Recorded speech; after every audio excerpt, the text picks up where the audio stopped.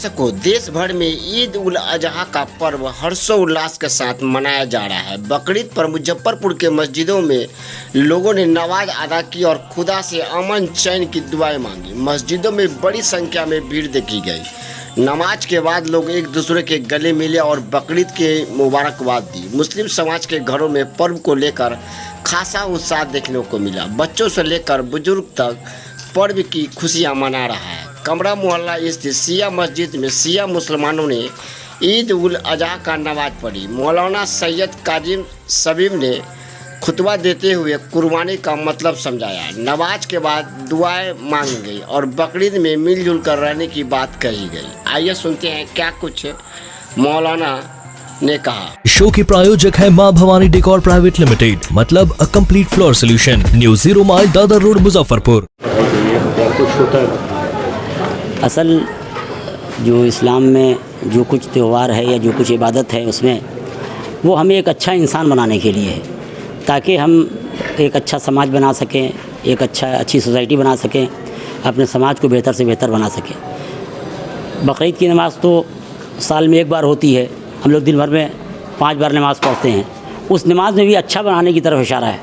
नमाज में जो पहला कथन जो होता है नमाज में वो है अल्हम्दुलिल्लाह रब्बिल आलमीन, यानी तारीफ़ है उस अल्लाह की, ईश्वर की, जो दुनिया का बनाने वाला और पालने वाला है। अगर यही एक कथन हम समझ जाएं कि तारीफ़ पालने वाले की होती है, लूटने वाले की नहीं होती है, तो सारा मसला हल हो जाएगा।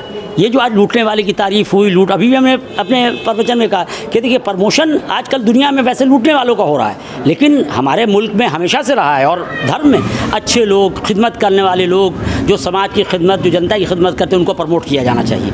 तो अगर ये बातें हम जो धर्म में बताई जाती हैं, जो लोग हम लोग कुरान की आयत में पढ़ते हैं, जो कुर्बानी से सीखते हैं, वो इसलिए है ताकि हम एक अच्छे इंसान बन के समाज को अच्छा बना सकें और किसी आदमी को हमसे तकलीफ़ ना हो।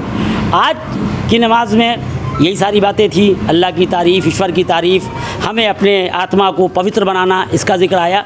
और ये जो कुर्बानी है जो हम लोग करते हैं, इसकी वजह ये है कि एक नबी पैगम्बर जनाब इब्राहिम थे, उन्होंने ख्वाब देखा कि अपने बेटे को कुर्बान कर रहे हैं, और उन्होंने ईश्वर की इस बात को जो ख्वाब में आ रहा था, जो सपने में था, उसे पूरा करने के लिए अपने बेटे के आँख में पट्टी बांध के छुरी गले पर चलाई, और ईश्वर ने वहाँ से एक जानवर जन्नत से भेज दिया जिस पर छुरी चल गई।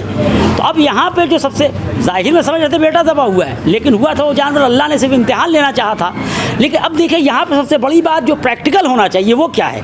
यहाँ लोग अपने बच्चों के लिए मुल्क का पैसा स्विस बैंक में रख रहे हैं, बच्चों के लिए मुल्क को लूट रहे हैं, बच्चे के लिए समाज को लूट रहे हैं, धर्म की ज़मीन, वक्फ की, मठ की ज़मीन बर्बाद कर रहे हैं अपने बेटे के लिए। और एक तरफ हम क्या कर रहे हैं, पढ़ते हैं कि इब्राहिम ने अपने बेटे को अल्लाह के लिए कुर्बान कर दिया। यहाँ जनता का माल, धर्म का माल बेटे के लिए कुर्बान कर रहे हैं, यहाँ बेटे को ये अल्लाह। अब बताइए कितना अपसाइड डाउन मामला है।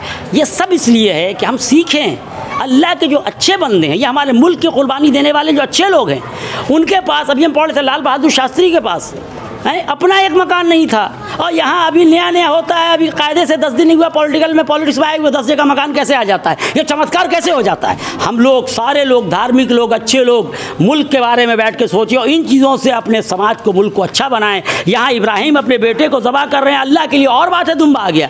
यहाँ हम अपने समाज को, सोसाइटी को, धर्म को, मुल्क को ज़बह कर रहे हैं बेटे के लिए। आप बताइए होना चाहिए ये। अब उसका लाग जाके हम बकरे का गोश्त खा लें, कोई फ़ायदा उदा नहीं होने वाला है। खिदमत करके खाएंगे तो ईश्वर हमसे खुश होगा, अल्लाह हमसे खुश होगा, समाज जन्नत का, और जनता ऐसी है जो हमको सीने से लगाने वाली है अगर नेकी करेंगे तो। इसलिए हम मुबारकबाद देते हैं आप सभी को। आप आए, आप आते हैं, और यकीनी तौर के ऊपर ये पैगाम सारी दुनिया में एक दूसरे का जाए, मोहब्बत का पैगाम जाए। हमारा मुल्क मोहब्बत पर टिका हुआ है। जो लोग नफरत डाल रहा है और फिर चाहता है कि बाहर की ताकत को अंदर लाए और ला के हमारे मुल्क को वही बना दे जो अंग्रेज़ के ज़माने में था, हम लोग किसी आलम में नहीं होने देंगे, ना अपने धर्म को बर्बाद होने देंगे, ना अपने मुल्क की मोहब्बत को बर्बाद होने देंगे।